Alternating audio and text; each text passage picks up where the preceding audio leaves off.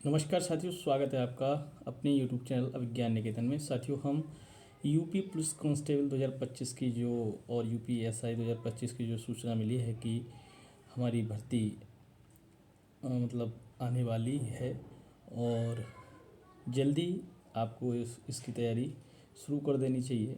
तो हम लोग हिंदी से साथियों यहाँ तैयारी शुरू करेंगे। सामान्य हिंदी के हमारे चैनल पे सबसे पहले हम तैयारी शुरू करेंगे और सामान्य हिंदी का साथियों हम संपूर्ण तथ्य के साथ जो भी प्रश्नोत्तरी बनेगी उसका हम संपूर्ण पाठ्यक्रम आपको कराएंगे। ठीक है, तो आज का हमारा यह कहें तो हिंदी के पहला वीडियो है और इस वीडियो में हम आपको पूरी जो भी स्ट्रेटजी है हिंदी की वो बताएंगे। उसके बाद हम हिंदी की आज जो भी महत्वपूर्ण तथ्यात्मक बिंदु रहेगा हमारा भाषा इत्यादि संबंधित उसको हम शुरू करेंगे। तो चलिएगा देखते हैं आज की हमारी क्लास। चलिए देखिए साथियों, सबसे पहले हम यहाँ समझते हैं। देखिए, सामान्य हिंदी के तहत यूपी पुलिस और लेखपाल और ठीक है कांस्टेबल और एसआई के लिए महत्वपूर्ण क्लास है। हम सबसे पहले हिंदी सिलेबस की बात अगर करते हैं तो हिंदी सिलेबस में आपका देखिए हिंदी और अन्य भारतीय भाषाएं, इसके बाद हिंदी व्याकरण का मौलिक ज्ञान, हिंदी वर्णमाला, मुहावरे एवं लोकोक्तियाँ और विलोम, अनेकार्थक शब्द, समरूपी भिन्नार्थक शब्द, तत्सम तद्भव शब्द, पर्यायवाची शब्द, वाक्यांशों के स्थान पर एक शब्द, अशुद्ध वाक्यों को शुद्ध करना, रस, छंद, अलंकार। ठीक है, अपठित बोध, प्रसिद्ध कवि, लिंग, काल, क्रिया, वचन, कारक, सर्वनाम, विशेषण, वाच्य, अव्यय, उपसर्ग, प्रत्यय, समास, संधि, लेखक, उनकी प्रसिद्ध रचनाएं, हिंदी भाषा एवं पुरस्कार। तो इतना ये संपूर्ण पाठ्यक्रम है सामान्य हिंदी का जो आपको कंपटीशन, कोई भी परीक्षा हो कंपटीशन की, उसके लिए आपको पढ़ना पड़ता है। तो इतना सब कुछ हम पढ़ेंगे। तो आज हम हिंदी का पहला क्लास है उसके लिए हम शुरुआत करेंगे। ठीक है, तो इतना सारा जो भी सिलेबस है हम सब आपको तथ्यात्मक और प्रश्नोत्तरी दोनों रूप से आपसे यहाँ साझा करेंगे। तो चलिए देखते हैं पहले हमारी क्लास। देखिए साथियों, यहाँ हिंदी व्याकरण का मौलिक ज्ञान, तो हम सबसे पहले व्याकरण के बारे में यहाँ समझते हैं, फिर चीज़ें देखेंगे। तो देखिए, सबसे पहले मैं आपसे एक बात की चर्चा करता हूँ कि बात आती है जब हमारी हिंदी, बात किसकी आएगी, बात आती है हिंदी। ठीक है, तो हिंदी जो है हमारी क्या है, एक भाषा है। हिंदी हमारी भाषा है। ठीक है, हिंदी भाषा है और भाषा का अगर हम शब्द देखते हैं तो भाषा हमारा भाष धातु से, ये क्या है, धातु, भाष धातु से बना है भाषा। और इस भाष का अगर हम अर्थ देखें तो इसका अर्थ क्या होता है, कहना। इसका अर्थ होता है कहना या आपका बोलना। ठीक है, भाषा भाष धातु से मिलकर बना है और जिसका अर्थ क्या होता है, कहना या बोलना या कह सकते हैं बताना, कुछ भी कह सकते हैं। ठीक है, तो इसका अर्थ ये है। अब बात आ रही है यहाँ हिंदी। ठीक है, हिंदी हमारी क्या है, एक भाषा है। ठीक है, तो सबसे पहले अब हम भाषा को समझते हैं। तो भाषा की अगर परिभाषा आप देखें कि बहुत से विद्वानों ने भाषा की अलग अलग परिभाषा दी है। तो सबसे पहले अगर हम सरल मतलब एक भाषा में, मतलब सरल भाषा में ही अगर हम परिभाषा देते हैं भाषा की, तो क्या आएगी कि भाषा क्या है, भाषा क्या है, हमारी अभिव्यक्ति को प्रेषित करने का एक माध्यम है। ठीक है, भाषा क्या है, अपनी अभिव्यक्ति को, है ना, दूसरों तक प्रेषित करने का एक माध्यम ही क्या है, भाषा है। ठीक है, हम इसको लिख भी सकते हैं ऐसे कि भाषा वह माध्यम है, वह माध्यम है जिससे जिससे हम अपनी विचार अभिव्यक्ति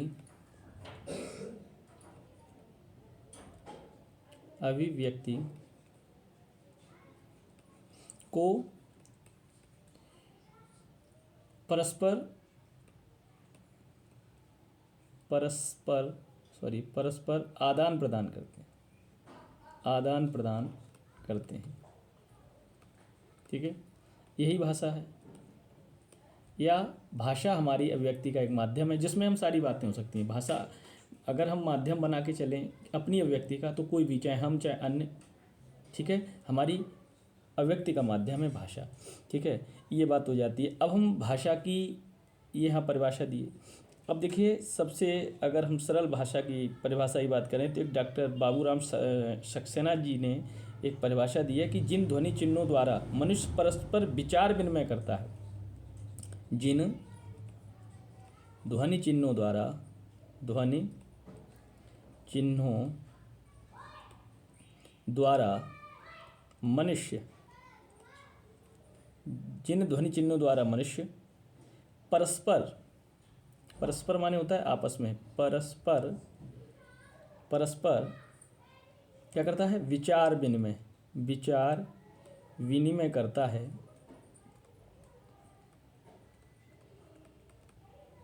ठीक है, जिन ध्वनि चिन्हों द्वारा, तो उसे हम क्या कह देते हैं, उसको समष्टि रूप से भाषा कहते हैं, उसको समष्टि रूप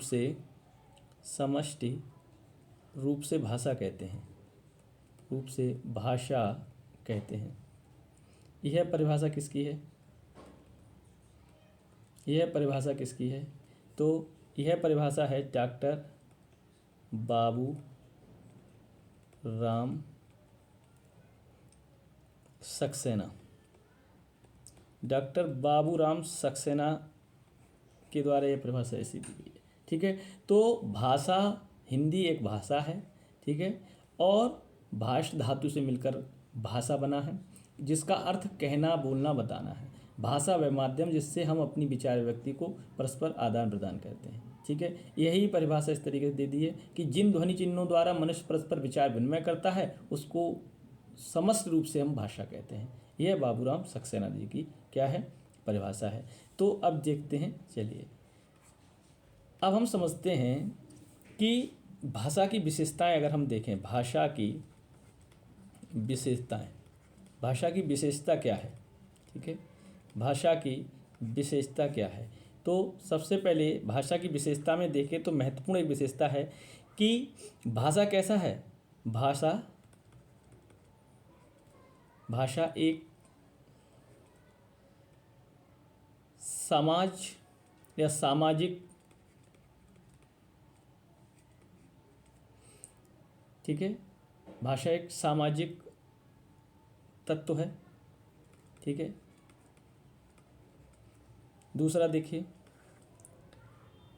भाषा कैसी है, परंपरागत है, हम भी किसी से सीखे, ठीक है, और हमको सिखाने वाले भी किसी से सीखे, तो माने परंपरागत है एवं अर्जित है, अर्जित दोनों है। अर्जित माने जिसको हम अर्जित किया जाए, अर्जित दोनों है, जिसको हम प्राप्त करते हैं। ठीक है, परंपरागत भी है और अर्जित भी है। और इसकी महत्वपूर्ण विशेषता क्या हो सकती है, भाषा पैतृक संपत्ति नहीं है, इसको अर्जित करते हैं। तो इसका अर्थ क्या होगा, जब भाषा अर्जित होती है तो माने भाषा पैतृक संपत्ति नहीं है। ठीक है, भाषा पैतृक संपत्ति नहीं है, भाषा पैतृक संपत्ति नहीं है। ठीक है, और देखिए भाषा कैसी है, अनुकरणीय है। अनुकरणीय, अनुकरणीय का मतलब क्या है, देखिए अनुकरणीय माने होता है अनुकरण करने योग्य। जैसे भाषा में हम लोग बचपन से बोलते चले आए तो हमको भाषा को सिखाया नहीं, हम विद्यालय में जब कहें तो प्रवेश लिए उस समय हमको भाषा आती थी, हमको अपनी बात कहना आता था, हमको अपनी बात अभिव्यक्ति करना आता था, तो भाषा अनुकरणीय है। ठीक है, और भाषा परिवर्तनशील भी है, भाषा परिवर्तनशील है, परिवर्तनशील है।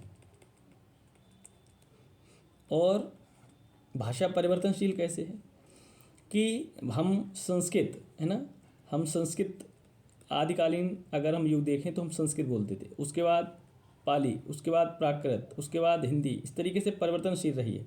ठीक है, उसके बाद हम कह सकते हैं भाषा सार्थक एवं यादृच्छिक है।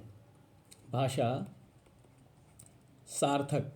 देखिए अर्थ सहित तो होना ही चाहिए, तक एवं यादृच्छिक। यादृच्छिक का तात्पर्य क्या है सबके, देखिए यादृच्छिक, यादृच्छिक है। अब देखिए यादृच्छिक का मतलब क्या है। यादृच्छिक मान होता है जो भी माना गया है उसे मानने की प्रवृत्ति होनी चाहिए, मानने की प्रवृत्ति यादृच्छिक है। भाषा कैसी होती है, यादृच्छिक होती है। तो ये महत्वपूर्ण बातें हैं कि हम भाषा में, भाषा की विशेषताओं के रूप में जिनको हम यहाँ देख सकते हैं। ठीक है, अब बात आती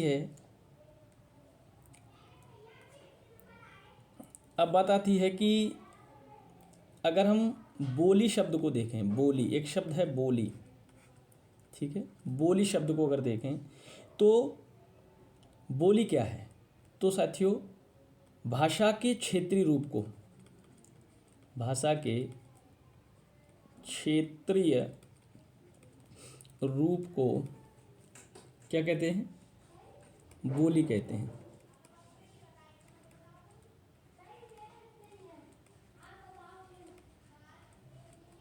भाषा के क्षेत्रीय रूप को हम क्या कह देते हैं, बोली कह देते हैं।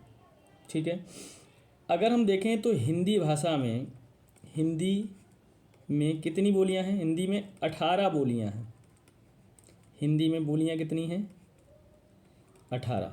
ठीक है, हिंदी में 18 बोलियां हैं। और डॉक्टर नगेंद्र ने भी हिंदी में कुल कितनी 17 बोलियां बताई हैं।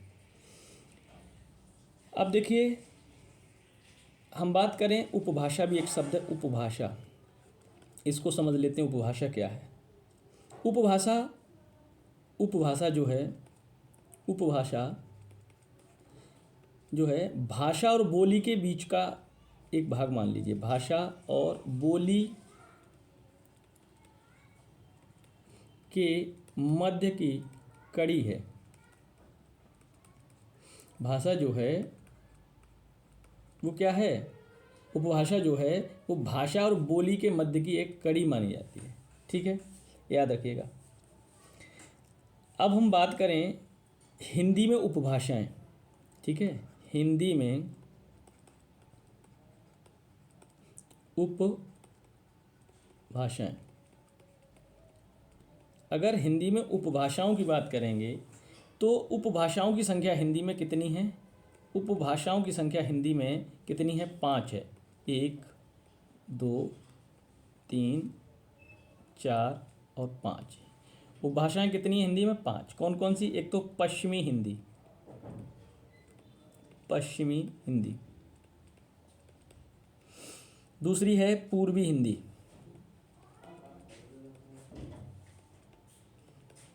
तीसरी है राजस्थानी हिंदी,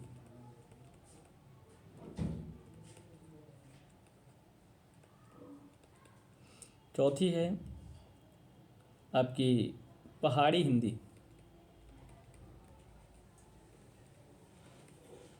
पांचवी है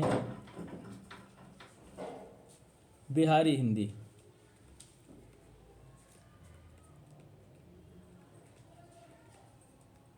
ठीक है। ये आपकी क्या हैं, उपभाषाएं। कितनी उपभाषाएं हैं, तो ये 5 उपभाषाएं हैं। ठीक है, अब देखते हैं, अब शब्द एक आता है विभाषा। विभाषा, विभाषा, देखिए विभाषा क्या है, परिनिष्ठित रूप से प्रयुक्त होने वाली जो भाषा है वो विभाषा है। परिनिष्ठित रूप से, परिनिष्ठित रूप से प्रयुक्त होने वाली भाषा क्या कहलाती है, विभाषा कहलाती है, विभाषा कहलाती है।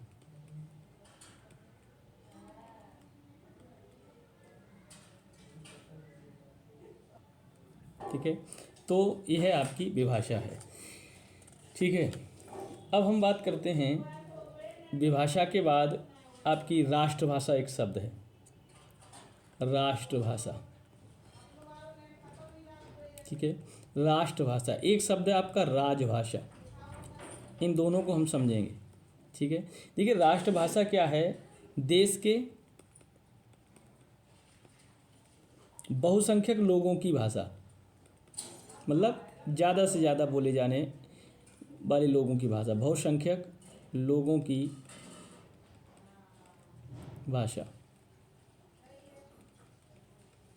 देश के बहुसंख्यक लोगों की भाषा। राजभाषा क्या है, राजकीय कार्यों में प्रयुक्त होने वाली भाषा, राजकीय कार्यों में प्रयुक्त होने वाली भाषा।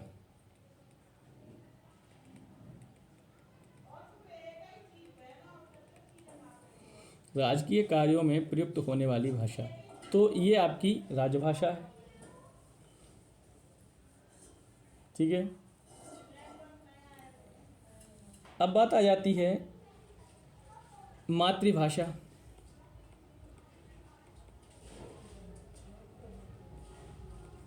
मातृभाषा,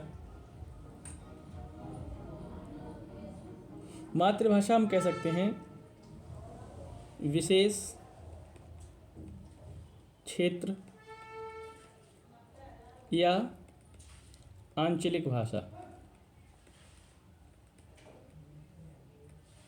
माने हम कह सकते हैं आमतौर पर जब व्यक्ति बोलना सीखता है तो जहाँ जिस क्षेत्र में वह भाषा बोलता है वह उसकी मातृभाषा है, ठीक है।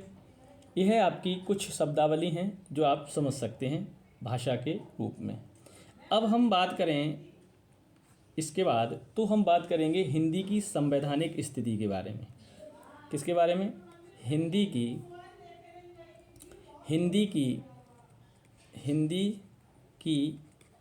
संवैधानिक स्थिति, हिंदी की संवैधानिक स्थिति। तो देखिए हिंदी की संवैधानिक स्थिति की बात अगर करते हैं तो सबसे पहले एक महत्वपूर्ण बिंदु देखिए। सबसे पहले याद रखिए हिंदी को राजभाषा का दर्जा कब प्राप्त हुआ, तो याद रखें 14 सितंबर 1949 ईस्वी को, 14 सितंबर 1949 ईस्वी को भारतीय संविधान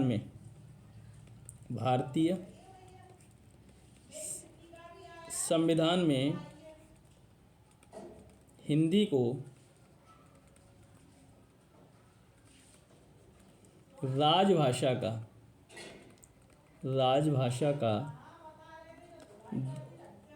दर्जा प्राप्त हुआ,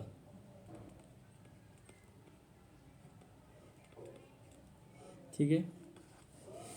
और देखिए दूसरा बिंदु है भारतीय संविधान के किस किस भाग में, देखिए भारतीय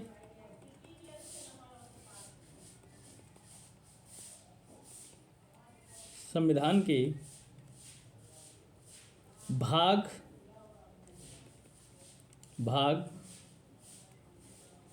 5, 6 और 17 में राजभाषा संबंधी उपबंध हैं। भारतीय संविधान के भाग 5, 6 और 17 में राजभाषा संबंधी उपबंध हैं। और देखिए ठीक है, अब याद रखना है आपको, अगला बिंदु देखिए, अनुच्छेद भारतीय संविधान के भाग 17 में कितने अध्याय हैं, 4 अध्याय हैं, 4 अध्याय हैं, ठीक है। चार अध्याय हैं। किसमें? भारतीय संविधान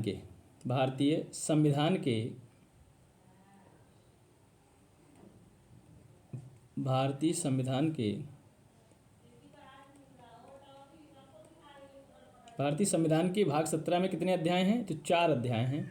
अब देखिए किस अध्याय में कौन कौन से वो दिए हैं वो हम लोग देखेंगे। तो देखिए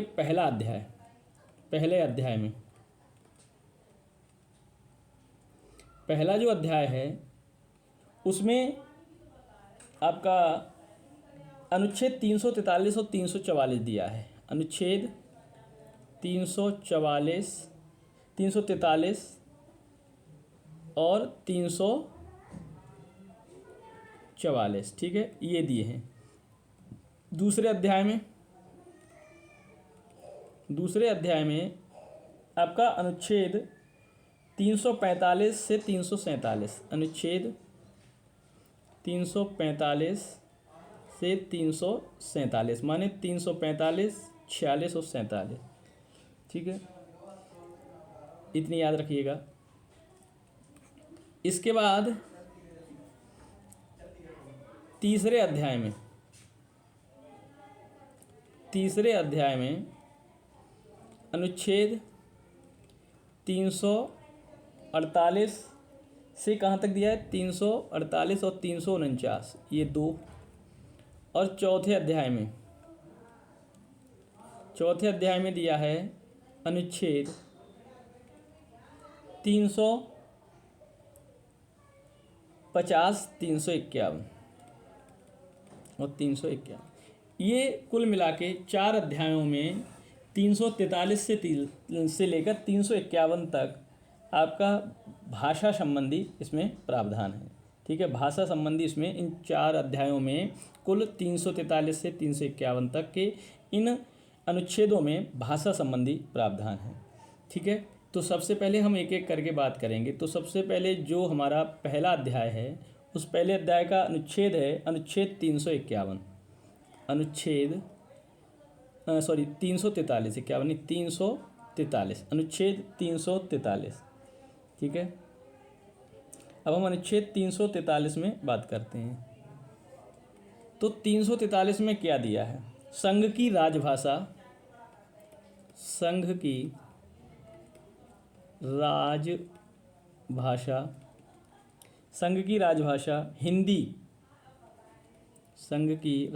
हिंदी और लिपि देवनागरी होगी। और लिपि कौन सी होगी? देवनागरी होगी। अंकों का रूप भारतीय अंकों का रूप भारतीय अंकों का अंतर्राष्ट्रीय रूप होगा। अंतर्राष्ट्रीय रूप होगा। ये अनुच्छेद 343 में दिया है कि संघ की राजभाषा हिंदी और लिपि कौन सी होगी? राजभाषा तो हिंदी है और लिपि कौन सी होगी? लिपि आपकी देवनागरी होगी, ठीक है। अब हम बात करेंगे अनुच्छेद 344,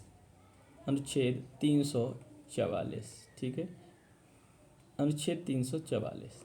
अब देखिए अनुच्छेद 344 क्या कह रहा है? राजभाषा के संबंध में आयोग हैं। इस अनुच्छेद में राजभाषा के संबंध में आयोग, राजभाषा के संबंध में आयोग हैं, ठीक है, याद रखिएगा। और संसद की समिति, और इसमें क्या है? संसद की समिति भी है, ठीक है। अब बात करते हैं अनुच्छेद 344 के बाद 345। अनुच्छेद 345 क्या कहता है वो देखते हैं। देखिए अनुच्छेद 345 अनुच्छेद 345 राज्य की राजभाषा या राज्य भाषाएं। इसमें राज्य की जो भी राजभाषा है और उसकी राजभाषाएं हैं उनको बताता है अनुच्छेद 343। राज्य की क्या बताएगा पहले? राजभाषा, राजभाषा, राज्य की राजभाषा एवं राज्य भाषाएं, और राज्य की जितनी भी भाषाएं हैं वो सब किस में आएंगी? अनुच्छेद 345 में आएंगी। ठीक है, ये याद रखिएगा। ये 3 बिंदु हो गए। अब बात आती है 345 के बाद 346, अनुच्छेद 346। अब देखिए अनुच्छेद 346 क्या कहेगा? एक राज्य, अनुच्छेद 346 कहेगा एक राज्य और दूसरे राज्य के बीच, एक राज्य और दूसरे राज्य, 2 राज्य हैं तो दूसरे राज्य के बीच, माने कि दो राज्यों के बीच क्या, या किसी राज्य और किसी संघ के बीच, या किसी राज्य और संघ के बीच, माने केंद्र के बीच, किसी राज्य और संघ माने केंद्र के मध्य पत्राचार की भाषा के मध्य पत्राचार की भाषा। समझ में आया? माने अनुच्छेद 346 कहता है कि एक राज्य और दूसरे राज्य के बीच पत्राचार की भाषा, या एक राज्य और संघ के मध्य पत्राचार की भाषा। यह अनुच्छेद 346 में है। अब हम बात करेंगे अनुच्छेद 347। अनुच्छेद 347, ठीक है, अनुच्छेद 347। अब देखिए अनुच्छेद 347 में क्या है? किसी राज्य की जनसंख्या, किसी राज्य की जनसंख्या, किसी राज्य की जनसंख्या के किसी अनुभाग द्वारा, के किसी अनुभाग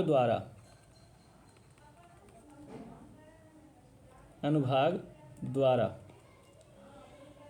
बोली जाने वाली भाषा के संबंध में, बोली जाने वाली भाषा के संबंध में विशेष उपबंध, भाषा के संबंध में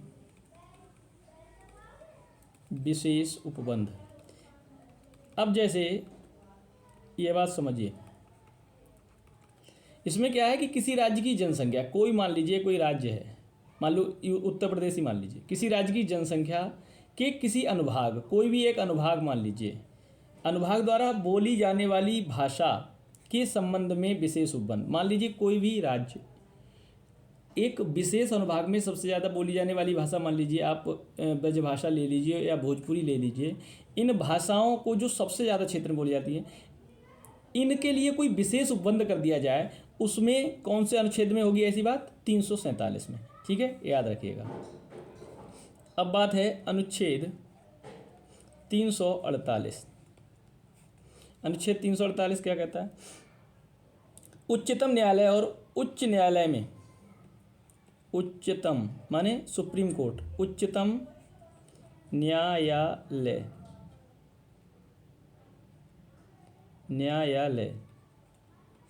उच्चतम न्यायालय और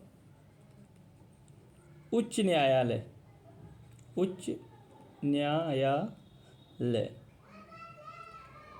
उच्चतम और उच्च न्यायालय में और संसद व राज्य विधान मंडल में, और संसद व राज्य विधानमंडल में,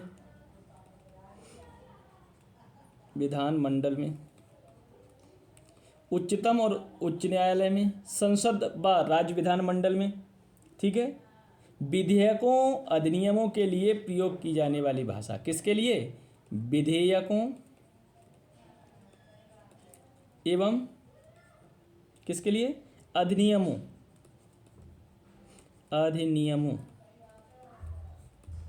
के लिए प्रयोग की जाने वाली भाषा।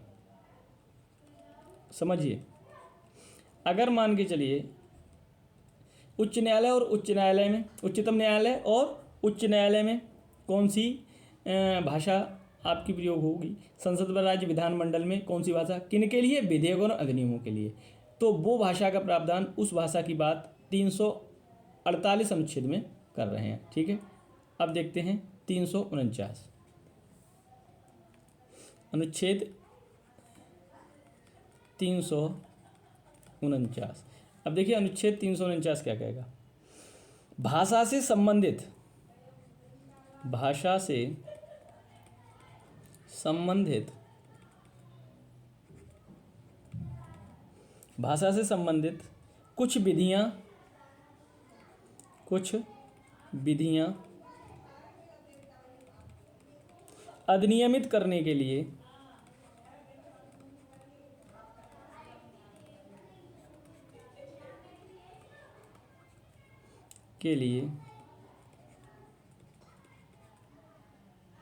विशेष प्रक्रिया,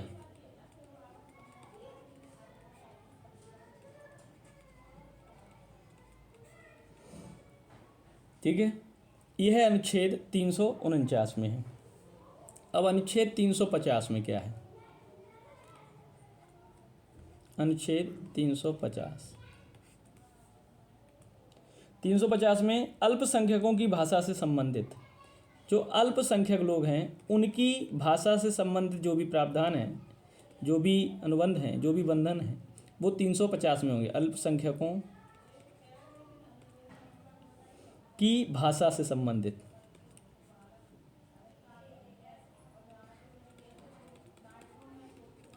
भाषा से संबंधित जो अनुच्छेद है, अल्पसंख्यकों की भाषा से संबंधित जो अनुच्छेद है वो है 350। और आपका अध्याय जो है भाग 17 का 4, ठीक है, उसका अनुच्छेद, आखिरी अनुच्छेद है कौन सा, 351। अब देखिए 351 अनुच्छेद क्या कहता है। अनुच्छेद 351 हिंदी के विकास के लिए निर्देश, इसमें हिंदी के विकास के लिए निर्देश है।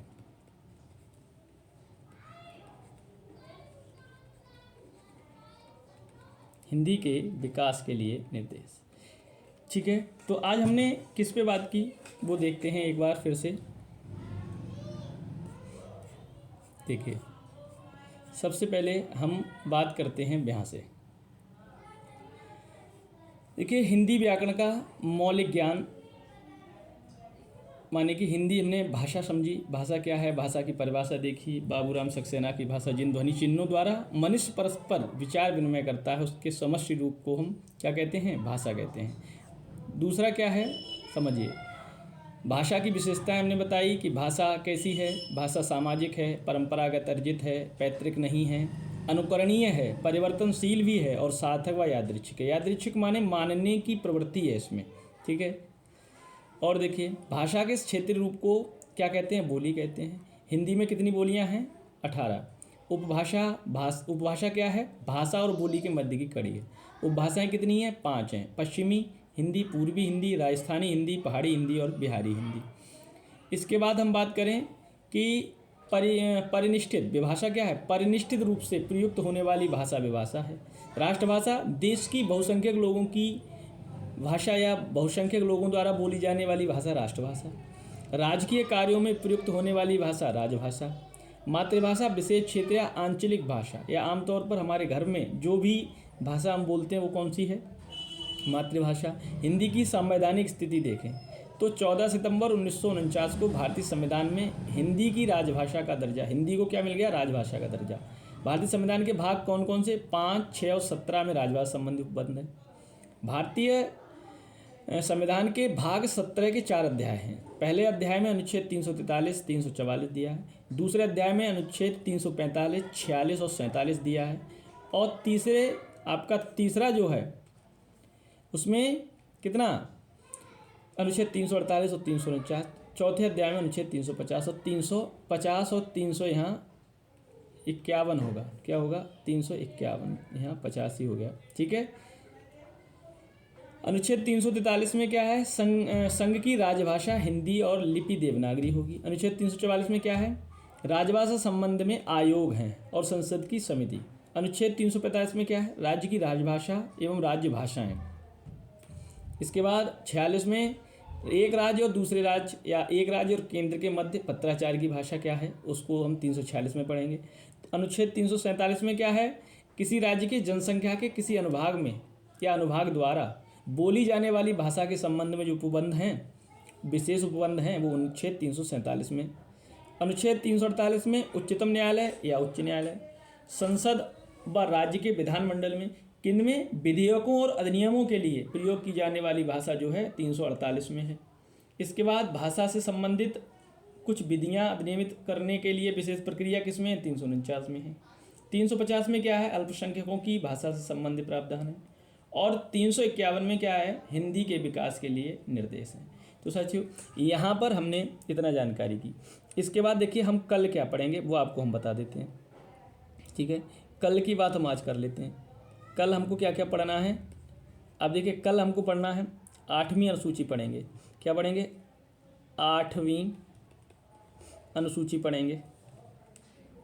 ठीक है, अनुसूची, 8वीं अनुसूची पढ़ेंगे। दूसरा पढ़ेंगे भाषा का विकास क्रम पढ़ेंगे। ठीक है, भाषा का विकास क्रम पढ़ेंगे। ठीक है, और भाषा का विकास क्रम, उसके बाद हम लोग जो भी उपभाषाएं हैं, ठीक है, उन पर बात करेंगे। इसके बाद हम उपभाषाओं पर बात करेंगे, जो भी हमारी 5 उपभाषाएं हैं, और उन 5 उपभाषाओं, है ना, उपभाषाओं पर हम चर्चा करेंगे। 5 उपभाषाओं पर हम चर्चा करेंगे। ठीक है, याद इतना रखिएगा। ये महत्वपूर्ण 3 बिंदु पर हम यहाँ चर्चा करेंगे, और उपभाषा और इनकी हम क्या करेंगे? बोलियाँ, उपभाषा और इनकी बोलियाँ, इन पर हम कल बात आपसे करेंगे। ठीक है, कल का लिए इतना आप लोग पढ़ें और तैयारी पहले से रखेंगे तो और अच्छी तैयारी होगी। तो आज के लिए बस इतना ही रखते हैं। आप लोग याद रखिए, UPSI और UP पुलिस कांस्टेबल, ठीक है, उसके लिए ये आपकी महत्वपूर्ण क्लास है, आप लोग पढ़िए। ठीक है, और चैनल पर नए हैं तो सब्सक्राइब कर लीजिए। हमारा अभिज्ञान निकेतन चैनल आप लोग सब्सक्राइब करें और शेयर भी कर दीजिए। ठीक है, ये क्लास आपको व्याकरण की इस तरीके से मिलेगी।